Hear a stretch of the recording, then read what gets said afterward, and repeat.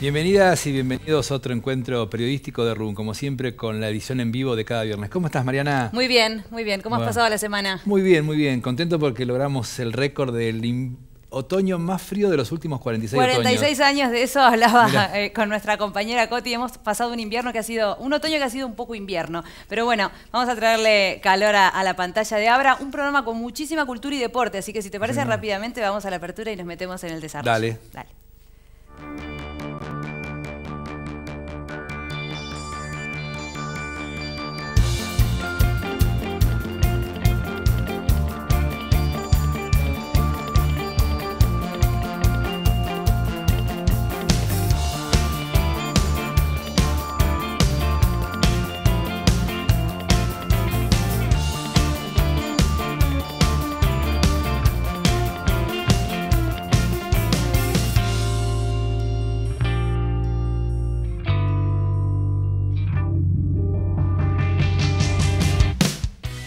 Comenzamos con la primera entrevista de esta edición de RUN, en esta oportunidad con la responsable de la Secretaría, a cargo de la Secretaría Académica de la Universidad Nacional del Centro, Natalia Zambelarino. ¿Cómo estás, Natalia? Bienvenida.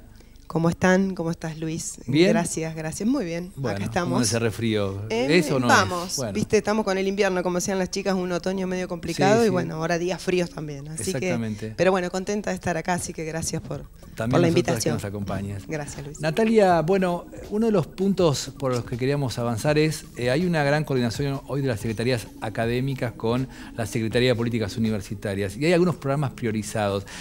¿Cuáles son los programas hoy que están las secretarías académicas de las universidades públicas trabajando con la SPU?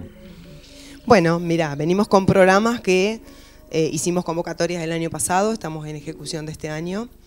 Tenemos el programa VES, el de virtualización de la educación superior, que es el segundo, ya tuvimos uno. Estamos ejecutando en este momento junto con todos los secretarios y secretarias de las unidades académicas ese programa que tiene que ver con la conectividad sobre todo, ¿sí? Sobre todo en lo que es aulas comunes nuestras, en todas las sedes. Ahí tuvimos una gran inversión de la SPU para poder conectar nuestras aulas, ¿sí? Con los insumos y dispositivos necesarios para poder generar lo que sería la hibridez, ¿sí? Exactamente. Obviamente en este año, por suerte, con la presencialidad plena, se están instalados todos esos equipos, estamos, digamos, utilizándolos, pero en general hemos tenido la presencialidad, así que, gracias a Dios, la hibridez se está usando más o menos en un 30%. Hay un tema, Natalia, que aprovechamos la oportunidad que estés en el estudio, porque hay todavía como cierta tirantez, esta presencialidad que regresó y la virtualidad que no se fue, de alguna forma. No, claramente, y creo que es lo que hay que debatir, digamos. De hecho, está siendo parte del debate también en el CIN, en asuntos académicos. Bueno, cómo empezamos a entender esto que decís vos, ¿no? La nueva presencialidad. Es nueva presencialidad, es mediada por tecnologías, cómo entendemos la educación a distancia, cómo entendemos la hibridez, conceptos que hemos empezado a trabajar todos con esta pandemia, pero bueno, algunos que hay que empezar a articular ahora con esta pospandemia, ¿no? Claro, porque en verdad esta inversión que vos decís que desde la CPU que se armó para la virtualización de la educación superior, descubre también que no hay un mundo absolutamente de nacidos en el mundo virtual que permita que los docentes puedan ejercer su actividad con la capacidad que requiere esta igualdad para el que está en el aula y el que está en su casa o en el lugar donde está estudiando. Sí, y también requiere mucho repensar las prácticas y estrategias de enseñanza, en el caso de los docentes, ¿no? Digo, bueno, es muy complejo también poder garantizar una clase híbrida, por ahí de muchos estudiantes, en un aula que tenés los recursos, pero eso no te garantiza que todos escuchen bien, que tengas otro docente que también pueda atender al estudiante que está conectado, digamos, virtualmente. Es como complejo, ha dado buenos resultados, digamos, en cuanto al uso. Los docentes que lo han usado hasta ahora, al menos hablan de una muy buena experiencia. Muchas cosas igual todavía por aprender, muchos registran esto de que tener todo el equipamiento ya en el aula común es también una ventaja, cosa que por ahí antes no estaba. Así que bueno, creo que nos queda un trayecto todavía para definir y para ampliar, digamos, márgenes también que tengan que ver con la inclusión, ¿no? Con esto de la hibridez. Sí, además pasó un episodio en la sede de Tandil cuando no hubo colectivos por un paro, que rápidamente se pudo ayornar un montón de de currícula del día a través de la virtualidad. Pero quería preguntarte, porque ya que citaste estas charlas que hay en el marco del Consejo Interuniversitario Nacional de si virtualidad sí, presencialidad no, la hibridez, hay algo que uno ve que hay una tensión más allá del formato, de si es ampliar oportunidades, la virtualidad, o es, digamos, quitarle a la formación universitaria uno de los capítulos más importantes, que es la socialización de ese joven, que, bueno, ingresa en un mundo donde cambian hasta muchas cuestiones de su vida cultural. Sí, creo que ese es el gran debate, gran pregunta, ¿no?, que me hiciste. Digo, uno ve que en estos años de no presencialidad hay un montón de cuestiones que tienen que ver con el ser estudiante universitario que se adquieren con el estar en el lugar, ¿no? Eso costó bastante y bueno, y también se están viendo algunas cuestiones en los estudiantes que ahora están presencialmente, digamos, van aprendiendo otras cosas. Nosotros también tenemos que adaptarnos a esos estudiantes. Son 2 años que no tuvieron nada de presencialidad, ¿no? Nuevos compañeros, nuevos docentes, nuevas formas de aprender también a lo que venían, digamos, adaptados. Así que creo que esa es la gran discusión, que ya te digo, todavía no hay nada como unánime o una cuestión particular así común, como para decir, bueno, vamos por este lado. Creo que nos queda mucho porque también hay mucha normativa y mucha cuestión a regularizar, así que creo que en eso el CIN y las comisiones que allí están vamos a trabajar, creo, bastante como para, bueno, empezar a adaptarnos un poco a este nuevo contexto que nos toca ahora, ¿no? Seguramente lo viste, más allá de todas las polémicas que genera cada vez que aparecen las estadísticas o los números de aprender, lo cierto es que esta vez el propio ministro de Educación de la Nación, Jaime Persic, los presentó, es decir, la institucionalidad está dada por la presentación por parte del ministro o tomar esa referencia, y llamó mucho la atención algo que ustedes vienen comprobando, pero que se acentuó mucho durante la pandemia, que es la falta de comprensión de los jóvenes y la lectoescritura. ¿Lo percibieron en estas interfacultades que tuviste con secretarios y secretarias de facultades? ¿Surgió? Sí, eso es una problemática que tampoco es de ahora, sí, es una problemática que ya estaba, pero ahora se complejiza por esta cuestión también de la virtualidad también. Tenemos dentro de estos programas que son de la SPU, también incluyendo el BES también, actividades que buscan acompañar al estudiante y seguir su trayectoria también atendiendo un poco a estas dificultades, ¿sí? Lo tenemos como una actividad que se lleva a cabo en cada una de las facultades, a veces para trabajar en el ingreso, otras veces en la permanencia, otras veces en la graduación, cada unidad académica en base a su expertise y a su, digamos, trayectoria ha seleccionado, pero se siguen viendo cuestiones que tienen que ver, sí, un poco con estas dificultades de comprensión de consignas.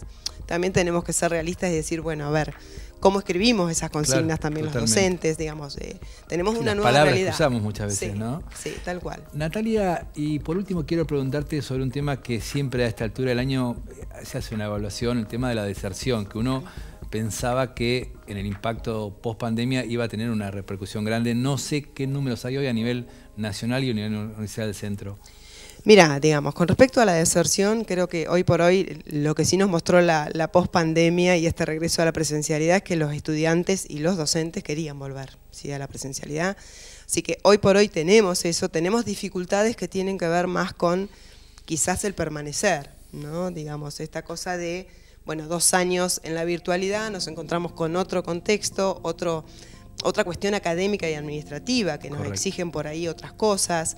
Sigue siendo un tema, todavía no, digamos, en cuanto a datos así fehacientes no te los puedo dar, pero sí es algo que se está trabajando también con otro programa en tratar de revincular a aquellos estudiantes, ¿sí? Un programa que se llama Sigamos Estudiando, también de la SPU, revincular a aquellos estudiantes que en algún momento los perdimos entre 2020 y 2021, ¿no? Eso también, para ver qué pasó, por qué dejaron, si es que se desertaron, si es que eligieron otra carrera, ¿por qué? Digo, poder tener aquellos motivos que hicieron que ese estudiante de alguna manera se desvinculara de la universidad. Natalia, gracias por estos minutos, un gusto tenerte con nosotros. Gracias a vos, Luis, y a todos por esta atención. Muchas gracias. Seguimos en esta oportunidad con Mariana, en el estudio también. Gracias, Luis. Bueno, como decíamos, tenemos mucha cultura y se viene la Feria del Libro. Pero rápidamente vamos a presentar a quien nos va a informar, una de las organizadoras. Siempre si hablamos de Feria del Libro hablamos de Alicia Laco. Ella es de la Asociación de Libreros, a quien le damos la bienvenida a RUN. ¿Cómo estás, Alicia? ¿Qué tal? ¿Cómo están ustedes? todo bien. Bien, ahí preparando todos los detalles para una nueva Feria del Libro que en este caso debe tener como algo especial porque, bueno, se vuelve a reencontrar con los libros, se vuelve a la presencialidad tras la pandemia, ¿no? Bueno, esa es la palabra, digamos, y el lema de esta feria es reencontrarnos con los libros después de 2 ferias que no pudimos hacer. La nuestra tiene una trayectoria, son muchos años de trabajo, de sostener y mantener la feria en el lugar que estuvo, que se ganó, y bueno, y por fin podemos hacerla de nuevo, que no es poca cosa. Imagino con muchísima expectativa. Contanos, Alicia, bueno, ¿quiénes son o cuáles son los o las autoras que van a acompañar en esta ocasión? Bueno, en realidad, por un lado, el tema de los autores locales y de la zona, hoy estaban haciendo la programación entre las entidades. Tenemos 90 inscriptos de Tandil y de la zona para presentar sus libros. No sé si no es récord, sí, no lo sé. Bueno, ahí estaban viendo cómo iban a hacer, porque si bien se hace en el Centro Cultural y tiene más espacios, bueno, es tanta la gente que estaban tratando de acomodarlos, digamos, de alguna manera. Y después creo que tenemos entre 12 y 15 autores nacionales que nos van a visitar. Bueno, también fue un poco mágico, tal vez por esta cosa de... Nuestra feria, ustedes lo saben, lo sabemos todos, presupuestariamente es bastante pobre, digamos. Entonces, y además la política de la feria siempre fue no pagar honorarios a ningún autor. Sí. Entonces, y además es con entrada libre y gratuita. Claro, absolutamente. No, digamos todos los puntos. Sí, sí, claro. Exacto. Siempre, salvo alguna primera feria, siempre fue con entrada libre y gratuita. Y bueno, y a veces es difícil conseguir que los autores vengan, no solo sin cobrar honorarios, sino que además el viaje, claro. El micro, son varias horas. Bueno, en esto de Tandil se ha potenciado turísticamente, algunos nos dicen que sí, así, rápido. Sí, leía por ahí, bueno, Eduardo Sacheri. Bueno, Eduardo Sacheri es un abonado, es un abonado, claro. Parte del decorado, como dice mi hija. Exacto. Estuvo en la primera feria, después no sé a cuántas vino, y sí, él siempre que lo invitamos, aparte dice que sí. Ahí y tiene un libro nuevo, con una temática diferente, es un libro de historia, que acaba de salir en Random House, así que bueno, sí, Eduardo sí. Alicia, bueno, es interesante compartir con la audiencia respecto de las actividades. Imagino, bueno, esto se va a desarrollar el 17 de agosto, todavía deben quedar algunas actividades por confirmar y demás, pero ¿podés contarnos un poco, bueno, cómo tienen pensadas las actividades? Digamos, ¿es una feria del libro que está destinada a un público adulto? O bueno, ¿va a haber actividades más por ahí por las vacaciones de invierno, por el Día del Niño, más destinado a niños y niñas? Sí, en general nuestra feria está dedicada al público adulto, sí. Casi exclusivamente. Salvo los sábados y domingos, donde habrá actividades de la sala abierta de lectura, donde estará Carolina Mora, que es una autora infantil a nivel nacional muy importante, y habrá otras cosas para chicos, sobre todo los días sábados y domingos, que extendemos un poco el horario de la feria. Como a la mañana no se abre, no podemos invitar a los colegios. Claro. Este es un tema pendiente que nunca hemos podido resolver por un montón de situaciones, sobre todo las económicas. En realidad, ajá, ahí empieza, ¿sí? El problema. Los expositores, sobre todo, venir de las 8 de la mañana hasta la 1 y empezar a las 3 de la tarde hasta las 10 de la noche, tienen que contar con personal que a veces no se tiene. Claro. Pero bueno, es una deuda que tenemos. Bueno, pero seguramente más adelante se podrá resolver. Saliendo un poco de lo que tiene que ver con la Feria del Libro en sí mismo, mencionábamos con Luis, el compañero de RUN, antes de comenzar el programa, esto de que hay una perspectiva o hay como una expectativa porque los y las jóvenes en tiempos de pandemia se acercaron al libro. Sí, increíblemente. Bueno, ayer lo hablábamos con Luis también. Yo cuento algo, digo, un día me emocioné ver tantos adolescentes en la librería eligiendo libros, comentándose, recomendándolos. Supongo que tiene mucho que ver con las redes sociales, hay muchos influencers que escriben sus libros y los recomiendan y muchos otros que leen y recomiendan libros. Esto fue... Yo tengo 36 años de libros y nunca lo había visto, o sea que es maravilloso. Miramos el medio vaso lleno de lo que trajo la pandemia. Siempre, ¿no? Siempre hay que mirar el medio vaso lleno. Exactamente. Siempre. Bueno, Alicia, entonces invitamos a todos y a todas a partir del 17 de agosto, Feria del Libro en el Centro Cultural Universitario. Y hasta el 21, con entrada libre y gratuita, todos los días, miércoles, jueves y viernes va a ser de 16 a 22 Y sábado y domingo será de 15 a 22 y a 22 y bueno, y lo que venga después, ¿no? Pero esos son los horarios pautados. Muchísimas gracias. A ustedes. Muy bien, pasaba Alicia Laco y ahora nos toca hablar de lo que han sido las actividades en ingeniería, ¿no? El programa anterior decíamos que el mes de junio ha sido el mes del ingeniero, de la ingeniera también, y el 17 de junio se llevó a cabo una actividad que se llama Chicas Robóticas. Lo organiza Proyecto de Extensión IPAC y por supuesto MIFIO, la Facultad de Ingeniería.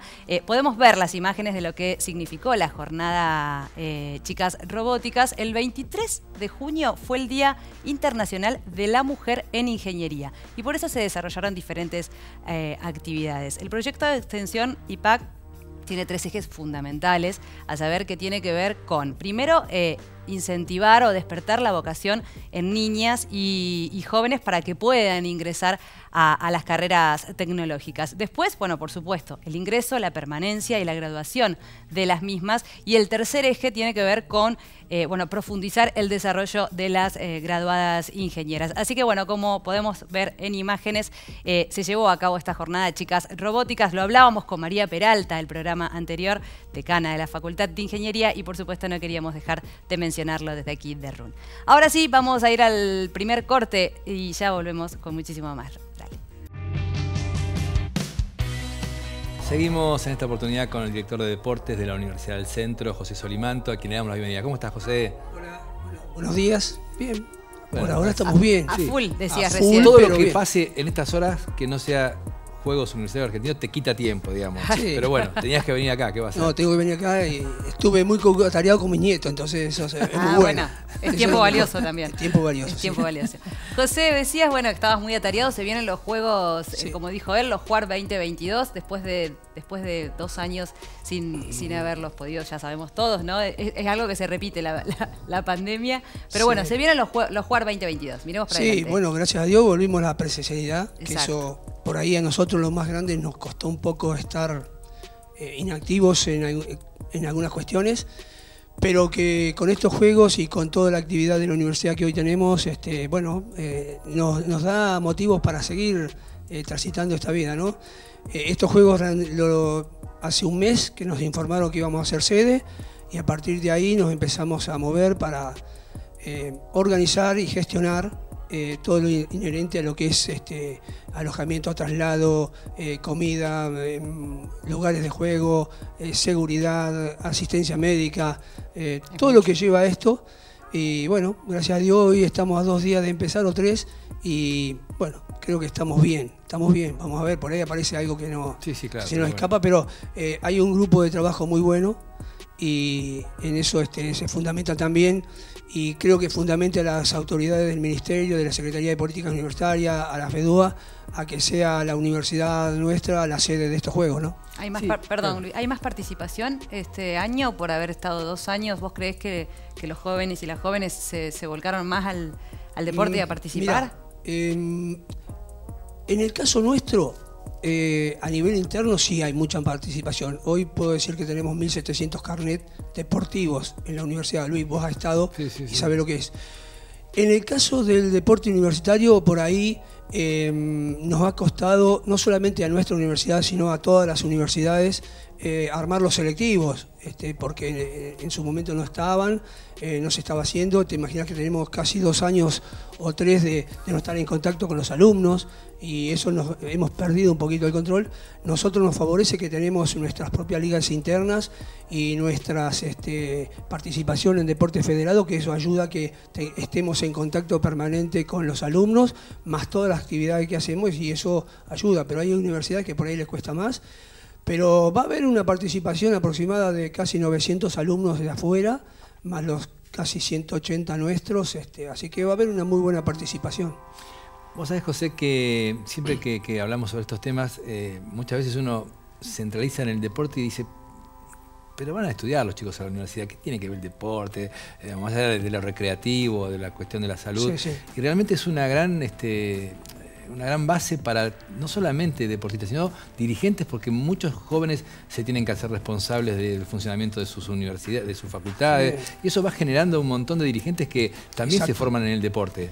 Sí, sí. A ver, desde la Federación Universitaria, la FEDUA, se ha el proyecto de doble carrera para ayudar a los alumnos deportistas, pero no solamente es ayudar, sino acompañar en toda esa formación que tienen y dar la posibilidad de que ese alumno en algún momento tenga una oportunidad de tener una instancia olímpica, como nos ha pasado en años anteriores a nosotros y a todas las universidades. Y en el caso que vos decís, yo creo que el sentido de pertenencia del alumno hacia la universidad está muy claro y está bueno que se lo apoye y que se lo dé como una situación de vida, ¿no? Porque después, con el correr de los años, nosotros nos hemos encontrado, los más viejitos, con alumnos, con exalumnos o quizás no se han recibido en la universidad, pero se acuerdan del tal evento, del otro evento, que fuimos a jugar un nacional, que fuimos a jugar un regional, que fuimos y representaron a la universidad. Creo que eso marca la importancia del deporte y a través y también de la formación, porque estamos ayudando en un montón de cuestiones, sobre todo cuando se produce un gran desarraigo de los chicos de sus hogares, ¿no? Totalmente. Bueno, es un tema. José, en la conferencia de prensa, cuando presentó, por supuesto, el ministro de Educación y de Políticas Universitarias, desde la Secretaría de Políticas Universitarias, hablaron de dos cuestiones importantes a saber este año de los JUAR, que tiene que ver con la paridad de género y con los deportes electrónicos. Esto, efectivamente, digamos, se anunció, se dijo. Sí. ¿Lo ven replicado en esta parte de la región? Sí, nosotros el tema género lo tenemos dentro de nuestra universidad, somos respetuosos de todas las situaciones y les damos oportunidades. Por ahí hoy, si vos ves algunas cuestiones, hay mucho más varones que mujeres en algunos casos, o hay deportes que pasa, o disciplinas diríamos, pero sí están dadas las condiciones para hacerlo. Por ejemplo, hoy no tenemos rugby femenino nosotros, ni no hay equipos inscriptos, pero la rama femenina tiene una gran participación en estos juegos. Te imaginas que hay 19 disciplinas, de las cuales la mayoría son varones y mujeres, o sea, varones por un lado y las mujeres por otro, y están, te diría que completas casi las 19. José, arranca el lunes y la ciudad va a tener un movimiento enorme, porque Sí. tuve la suerte de hablar con vos y con Luciano cuando estaban ya en los últimos preparativos, y muchas veces no se dimensiona lo que el deporte le aporta a las ciudades cada vez que tiene este tipo de eventos. Sí, totalmente, que este evento ha generado un gran movimiento en cuanto también a lo que es alojamiento, traslados, tenemos cabañas, hoteles, hay mucho movimiento y hay que darle lugar, ¿no es cierto? Y a su vez el tema de las comidas también, porque nosotros tenemos 1000 chicos comiendo nuestro en la universidad, más los que vienen, entonces hemos decidido que los almuerzos los vamos a dividir en dos partes, uno en el Club Defensa y otro en el campus. Sí, a la noche nos vamos a juntar con todos los alumnos allá para que esos 900 o 1000 coman por tanda, por supuesto, pero hay una movida importante y yo creo que también va a haber movida en todo lo que es confiterías, lugares de Sí, el paso, de la ciudad. a ver, porque van a venir 1000 chicos y bueno, eso también en la ciudad se ve reflejado, ¿no? Eso, lo último, por lo menos de mi parte, es un gran trabajo, pero también redobla el compromiso, ¿no? Que se elija nuevamente Tandil y a Unicen para que sea sede de los JUAR. Siempre es un gran compromiso, Sí. ¿viste? Porque nosotros ya llevamos tres ediciones de estos juegos, pero siempre está el tema de que la responsabilidad, de que se hagan las cosas bien, de que la gente se vaya conforme.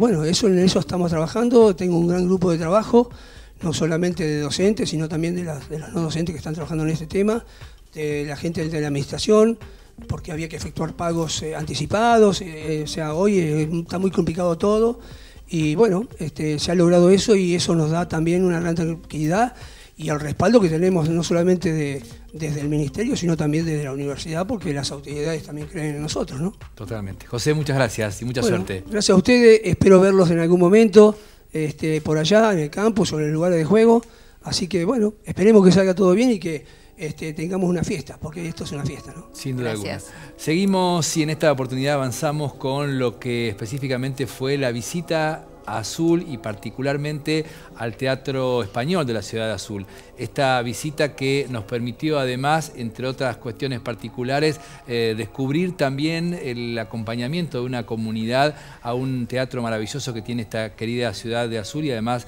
sede de una de las lugares de la Universidad Nacional del Centro.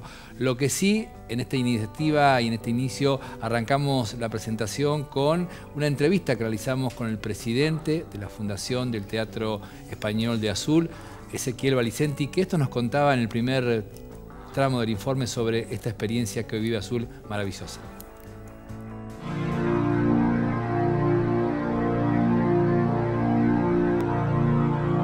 Ezequiel, en pocos capítulos contar la historia del Teatro Español de Azul.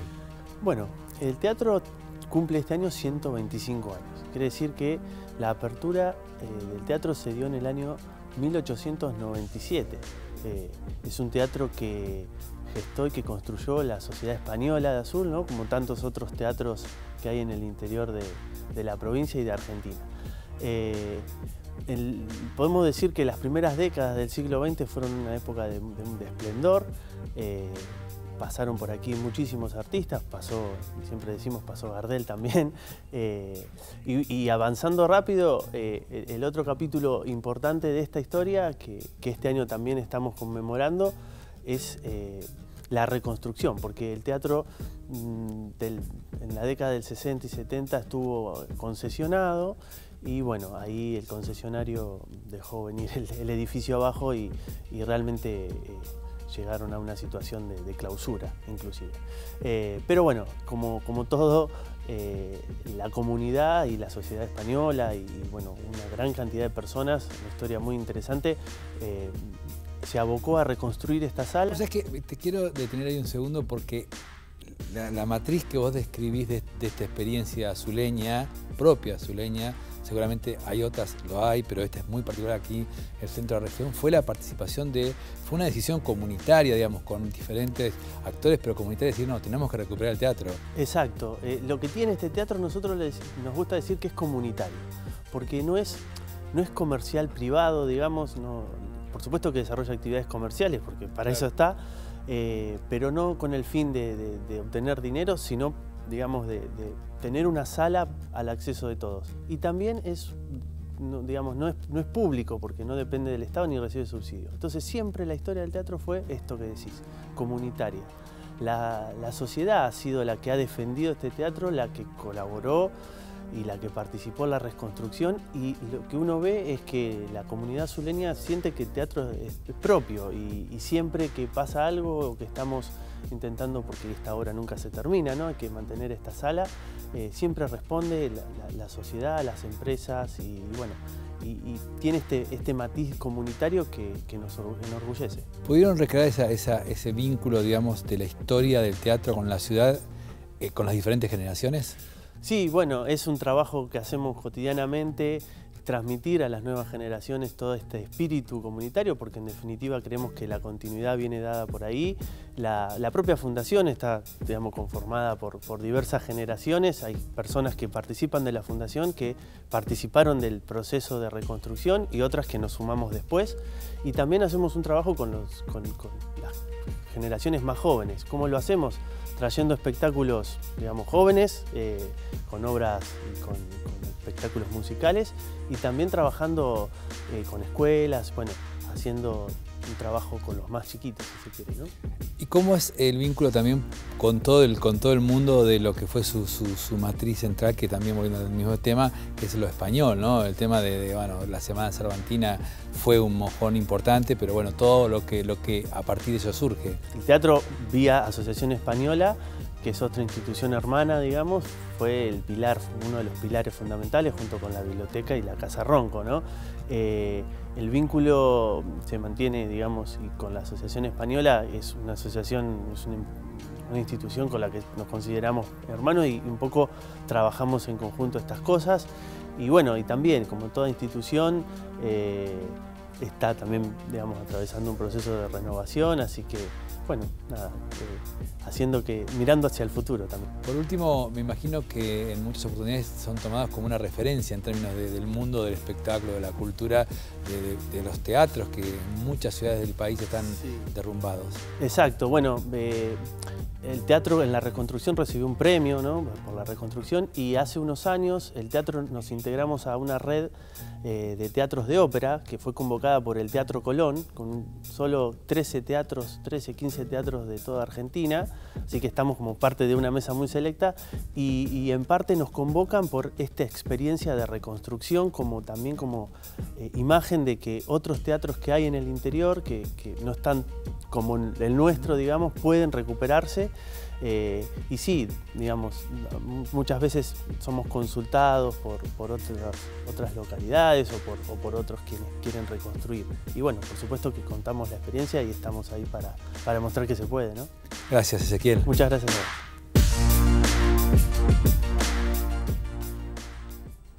Seguimos y también con la visita al Teatro Español de Azul. Realmente, bueno, todo lo que expresó claramente recién Ezequiel y todo lo que tiene que ver con este trabajo que una comunidad decidió enfrentarlo, desafiarlo y lo logró.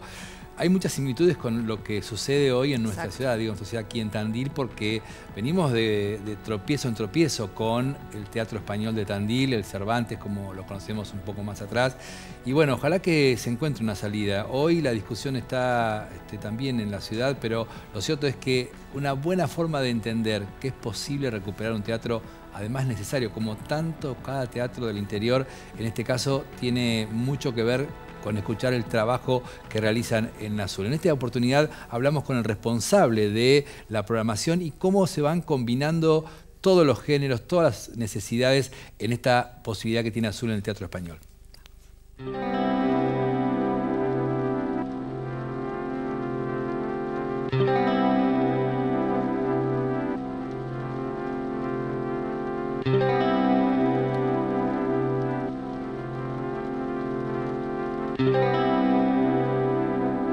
Marcos, me imagino que tu relación con el teatro es muy anterior a cuando tuviste que decidir también involucrarte en la reconstrucción del teatro, por una cuestión hasta generacional, le digo, pensándome en tu lugar, ¿no? Sí. No te traté de viejo, simplemente digamos de haber vivido muchos años. Sí, mi relación empezó, yo siempre me gustó mucho el cine y cuando yo era chico, hace muchos años, esto era solo cine, funcionaba como solo cine. En la ciudad había 4 cines en esa época y este era el peor cine de la ciudad. Era el que estaba en estado de abandono total y donde podíamos venir a ver las películas de vampiros con murciélagos en vivo y no exagero nada. Estaba infectada de murciélagos la sala, pero a nosotros de chicos nos encantaba. Se llenaba de chicos y también de los colimbas, porque acá hay 2 regimientos en Azul. Y era el cine que venían los colimbas y los chicos. Y entonces, bueno, me encantaba venir a este cine. Y así fue como terminó esa primera etapa tan magnífica. Tuvo el teatro como el peor cine de la ciudad hasta que el municipio lo clausuró y comenzó una nueva etapa que fue la de la reconstrucción. Pero ahí me quiero meter. ¿Qué disparador hace que la comunidad se involucre tanto? Porque vos contás de tu historia que quizás sea la de muchos que se involucraron, pero realmente es mágico eso, porque hablábamos de historias de teatros dependientes de las comunidades, colectividades españolas en otras ciudades, como por ejemplo aquí en la región Tandil, que les cuesta mucho, digamos, ver la luz nuevamente. Bueno, el teatro es de la Asociación Española. Cuando el municipio lo clausura el teatro, la Asociación Española logra recuperarlo porque estaba alquilado y no podía, pese a que veía cómo se le derrumbaba, no podía tomar riendas del asunto. Cuando retoman el teatro, la Asociación Española no tenía plata y además los directivos eran gente grande, pocos, uno de ellos, el presidente, era mi abuelo, y entonces deciden convocar a toda la comunidad a que quieran sumarse juntamente con el municipio a aportar esfuerzo y dinero para reconstruirlo. De esa manera la Asociación Española, de ser un teatro privado, tuvieron, no tenían plata, pero tuvieron, digamos, la viveza o la vista, sí, la visión claro. de involucrar. Salir por arriba, como se dice. Exactamente, involucrar a toda la comunidad, inclusive al municipio, que el municipio en otras épocas había querido comprarlo, dado que el estado de abandono y que no tenían, en otros gobiernos habían querido comprarlo. Así que jugaron como doble apuesta y superaron todo eso, y bueno, de esa manera fue como se fue acercando gente, instituciones, a colaborar, a ver cómo, bueno, hubo que armar todo de vuelta. Yo estoy hablando de esto en el 78, fue donde se empezaron a formar las primeras comisiones, y ver la forma de, además de sumar al municipio, conseguir formas de ingresos de dinero. Y la otra decisión importante que tomaron era que había que restaurarlo tal cual como había sido originalmente. Entonces, con esas dos ideas fuerza de que el teatro debía ser recuperado a su esplendor original, por un lado, manteniendo exactamente el mismo estilo y técnicas de construcción, y por el otro lado, que entre todos lo debíamos reconstruir.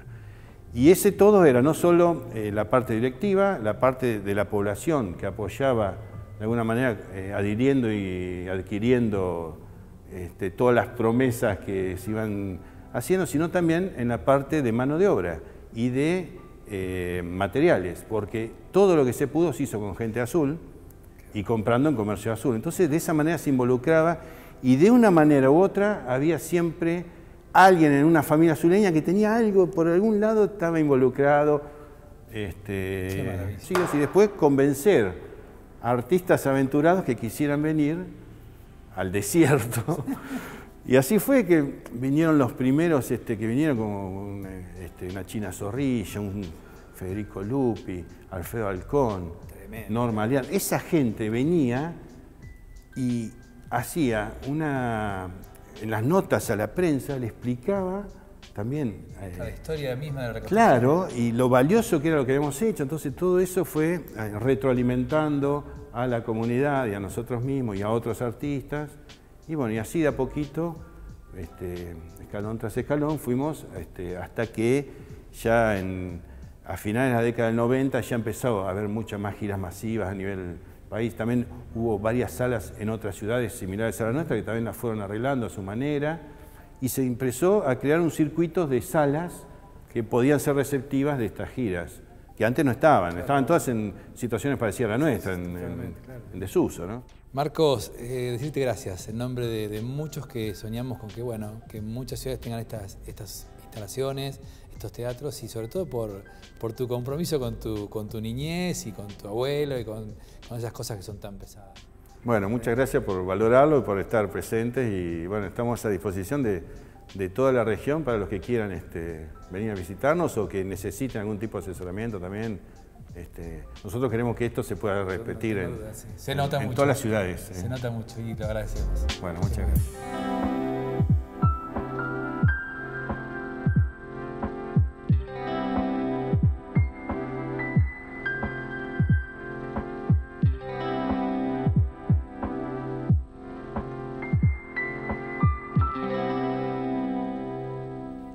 Felicitaciones a la comunidad azul por este logro. Y seguimos, Mariana, con lo que viene en un ratito nada más, que todavía nos queda un bloque muy interesante en el que viene, que vamos a hablar de algo que queremos hablar, porque hemos hablado que quedó pendiente de la columna anterior, sí. Vos lo manifestaste y bueno, y por supuesto lo vamos a desarrollar en profundidad el próximo bloque, Luis. Dale, me parece bárbaro. Enseguida volvemos. Tercer y último bloque de RUN. Recordamos, Luis, antes de continuar, que estamos saliendo en vivo, por supuesto, por la 29.1 de la TDA, y después pueden buscarnos en las plataformas de Abra TV, porque es importante también, ¿no? Esto de que si no nos podés ver en vivo, bueno, rápidamente después nos buscas en plataforma y lo podés ver. ¿Querés escucharlo a Luis, a mí, a todos los invitados? Bueno, vamos a presentar a Gisela Gianberardino. Ella es nuestra referente.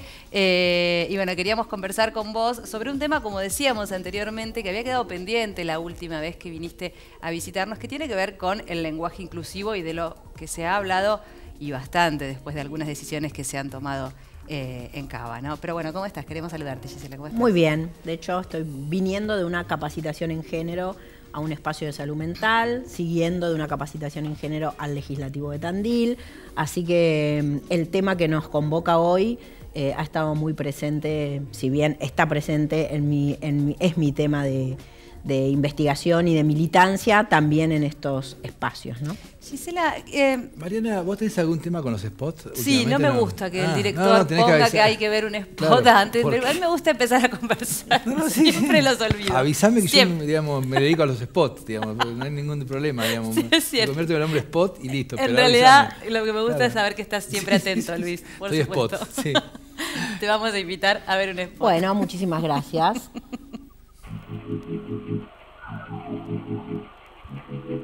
¿Qué es el lenguaje inclusivo? ¿Es exagerado decir que el lenguaje es desigual? Los empresarios, los alumnos, los profesores, los políticos. Esto se llama la masculinización del lenguaje. El lenguaje no está exento de la desigualdad que existe en nuestra sociedad y el uso del genérico masculino es una demostración de la inequidad histórica entre hombres y mujeres. Esto, de alguna manera, legitimiza la posición de poder del varón por sobre la mujer.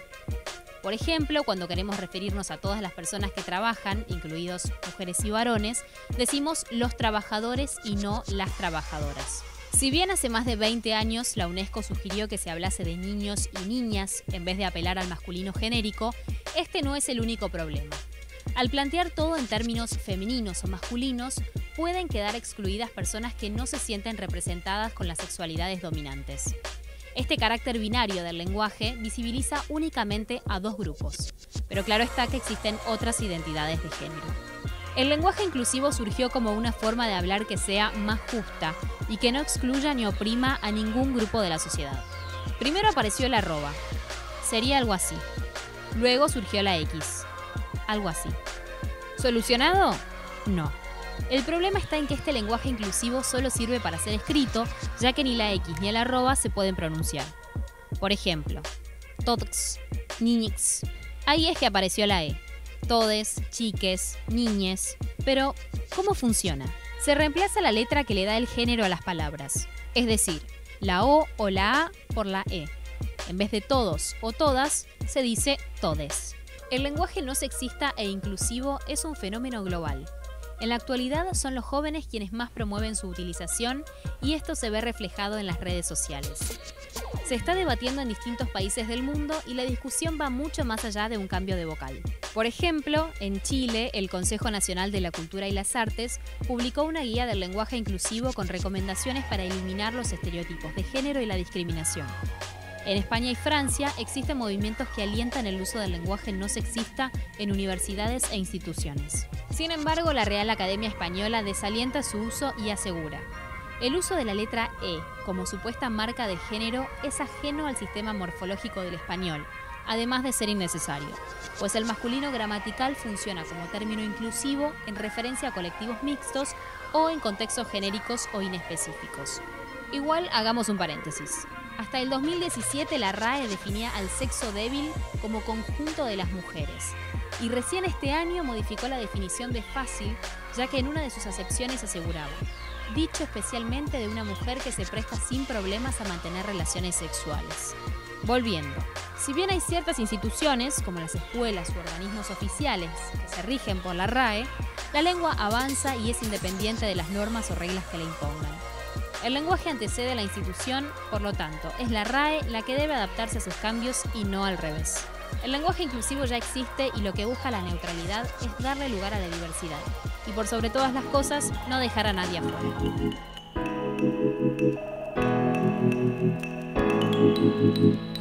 Muy bien. Hermoso. Ahora sí, si me permitís, quiero antes de profundizar, quiero quedarme con algo que veíamos recién en el spot, que decía esto de todas y todos, ¿no? Que no es que se empezó de cierta manera a utilizarse como un lenguaje inclusivo, eso de mencionar a todos y todas, pero que en realidad tampoco es inclusivo, sino que es binario, ¿no?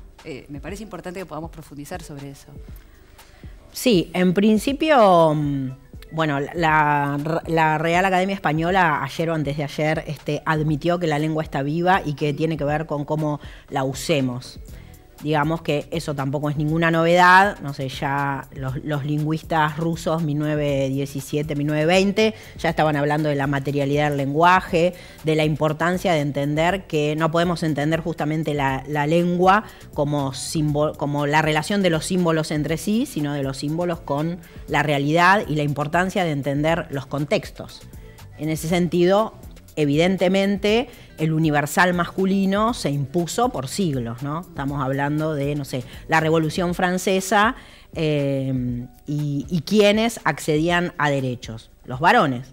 También no eran todos los varones que tenían propiedad, los varones que tenían una cierta cultura, un estatus, los varones heterosexuales, además, en general. Entonces, toda la lucha sobre todo del siglo XX, fue por la igualdad.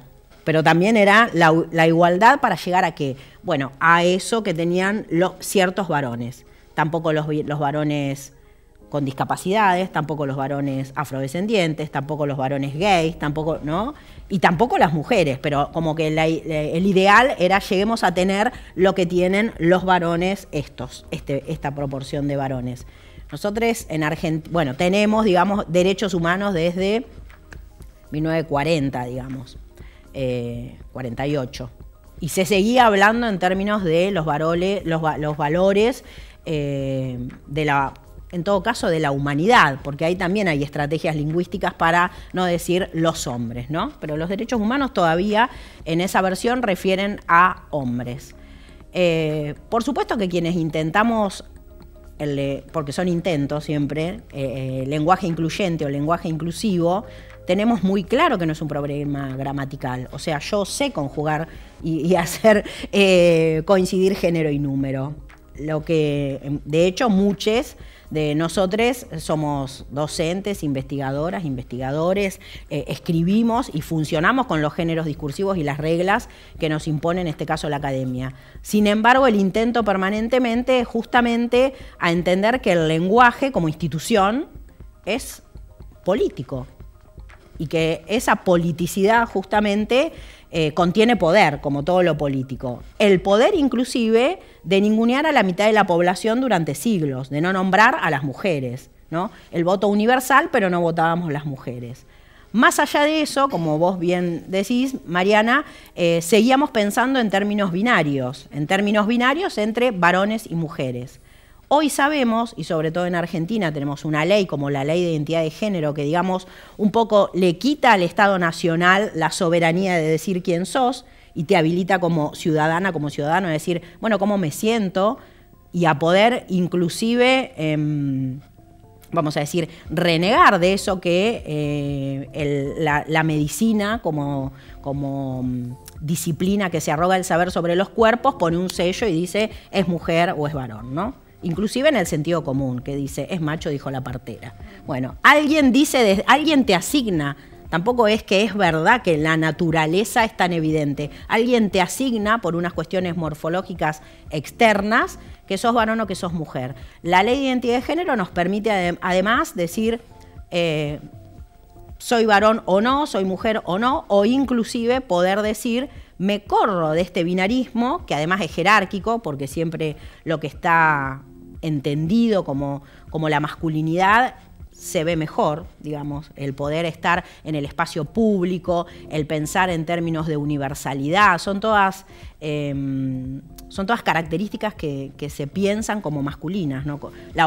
Llegar a la objetividad, se piensa que esas características las reúnen más las masculinidades que las feminidades. Y ahí empezamos un poco a corrernos de ese binario y decir, bueno, hay gente inclusive en la naturaleza que no se puede nombrar como biológicamente masculina o femenina porque tiene en su cuerpo, conviven cuestiones naturales o biológicas, naturales va siempre entre comillas, que combinan rasgos de lo femenino y lo masculino, lo que conocemos como personas intersex. Que por otro lado hay toda una movida de las personas intersex para decir, dejen de operarnos. Por ejemplo, cuando eran chiquites, es mucho más fácil además reconstruir un cuerpo en términos de feminidad que una masculinidad. Entonces casi todas las personas intersex eran operadas para ser mujeres. niñites, ¿no? Entonces ahí hay una cuestión que no se nombra ya. Y después toda la otra cuestión mucho más cultural que es, gays, lesbianas, transexuales, bisexuales, intersex, que evidentemente no son nombrades cuando hablamos en términos de varones o mujeres. Hacemos un ejercicio muy simple en las clases a veces, que es hablar todo en masculino, en femenino, porque nos hemos acostumbrado las mujeres estamos acostumbradas a que nos hablen y nos digan, che, vengan todos. Ahora, si vos en una reunión, en una clase, empezás a hablar en femenino, evidentemente a los varones los incomoda y no están habituadas a esa negación. Por lo tanto, eso nos da la oportunidad de pensar, bueno, entonces entendés que es una negación, porque te está molestando, digamos. Bueno, lo mismo nos empezó a pasar, porque no les pasa a todas las mujeres, pero sí creo que es una oportunidad de entender que el lenguaje como institución tiene la posibilidad de borrar gente de la historia y tiene la posibilidad de nombrar. Cuando decimos, ahora que sí nos ven, también es parte de la lucha que estamos dando con el lenguaje. Déjame en esto decir, ¿por qué todavía hay mucha gente que se resiste, como decías bien vos, ¿no? Cuando el ejemplo es tan obvio, porque vos decís, bueno, vengan todos a mi cumpleaños. Nadie, digamos, lo cuestiona. Ahora, si vengan todas, decís, pero que nosotros, digamos, es muy obvio el ejemplo. Es muy obvio, pero está muy aún así naturalizado. se sigue resistiendo, ¿no? Y muchas veces estas cuestiones de género, justamente, las resistencias nos dan el ok para decir, entonces es importante. Esto del género muchas veces, o los avances en estas temáticas, se pueden medir muy bien en las resistencias que generan. Bueno, de hecho, que haya generado una prohibición, como fue... Contanos tu mirada o tu análisis sobre la disposición de la Ciudad Autónoma de Buenos Aires con respecto a la prohibición del uso del E. Bueno, en principio me parece de un autoritarismo y de un desconocimiento de todos estos movimientos, digamos, que nosotras o nosotres tengamos en Argentina ley de identidad de género, ley de matrimonio igualitario, leyes de cupo, la ESI inclusive, evidencia que hay un movimiento de mujeres y de disidencias y de derechos humanos, podemos decir más en general, de reconocimiento de estas disidencias o de las diversidades. Eso creo que no se puede desconocer, porque ese mismo movimiento es el que viene proponiendo. Y no tenemos ningún problema en ir renunciando a formas, como decía hace un ratito el video, ¿no? Bueno, la X no funcionó, la arroba no funcionó, la E, ¿qué va a hacer? ¿Se va a convertir en un nuevo universal? Bueno, estamos permanentemente tensionando, pero sabemos que son justamente conocimientos inherentemente en transición, porque los estamos viviendo y porque la vida y la política y la cultura tiene que ser eso, movimientos y certezas momentáneas, creo yo, y también contextuales, no puede funcionar para todo el mundo. De hecho, no funcionará igual la E para todas las lenguas. Bueno, en español tenemos esa posibilidad. Hay lenguas que ya no tienen la marcación de género, entonces se discuten otras cosas, no es que no se está discutiendo. Me llamó la atención, me pareció autoritario absolutamente y me pareció un desconocimiento.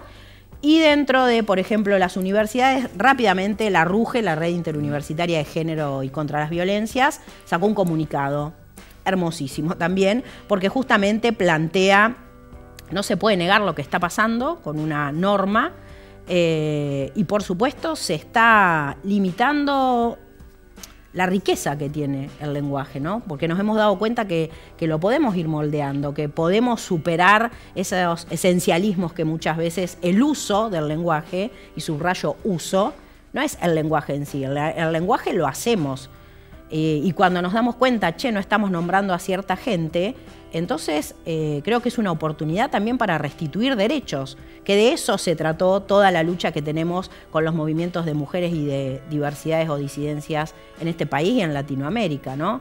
De, bueno, restituir derechos, y muchas veces esos derechos empiezan por nombrarte, porque muchas veces decimos lo que no se nombra no existe, que parece muy abstracto, pero por ejemplo, para poder ser un grupo interlocutor del Estado, es decir, construir demanda política sobre ciertas cosas, te tenés que poner un nombre y te tienen que ver. Me parece que, ¿cómo lo hacemos? A través del lenguaje. El lenguaje es una institución que por supuesto usamos permanentemente porque hablamos, y si no hablamos, pensamos, y en el modo en el que pensamos o en el modo en que nos expresamos, estamos habilitando o no. Que no es solo habilitar la aparición de ciertos grupos que evidentemente existen, sino también la posibilidad de dejar de pensar en términos esenciales. Esto de la biología no es destino y que vos hayas nacido mujer no necesariamente va a determinar tu ser mujer a lo largo del tiempo.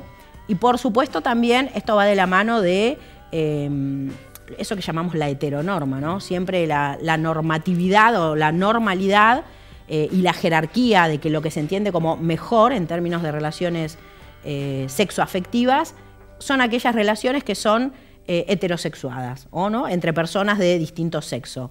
Bueno, empezar a nombrar estas cosas habilita también posibilidades, sobre todo para las más jóvenes y para las niñeces, ¿no? Gracias, Gisela. Muchas gracias a ustedes.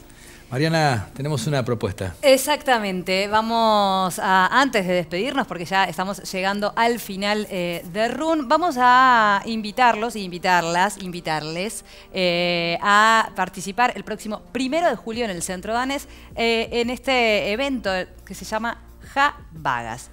¿Recordás, Luis, que hace un tiempito nada más en el cierre musical de RUN estuvo Choco Trueba? Bueno, él es parte de lo que estamos diciendo. Las invitamos el 1 de julio al Centro Danés a participar, a poder presenciar este espectáculo que se llama Ja Vagas. Decíamos, Choco Trueba estuvo hace algunos programas atrás, bueno, regalándonos su música y hoy es parte de este espectáculo. Hay una placa en el que podemos ver el número de teléfono, ¿sí?, donde pueden hacer las reservas. Este espectáculo se llama Una efímera odisea a gas, así que bueno, por supuesto, están todos invitados al 1 de julio al Centro Danés. Se comunican ahí, o si no, buscan Choco Truebas o buscan Ja Vagas por internet y pueden reservar la entrada. ¿Sí? Ahora sí, Luis, si te parece, ¿vamos al final? Dale, nos vamos. Exactamente. ¿Sí? Nos encontramos la próxima semana. No tenemos cierre musical, porque la gente debe decir, bueno, a veces también, no siempre todo es tan regalado. No. Que esperen hasta el próximo programa, ¿o no?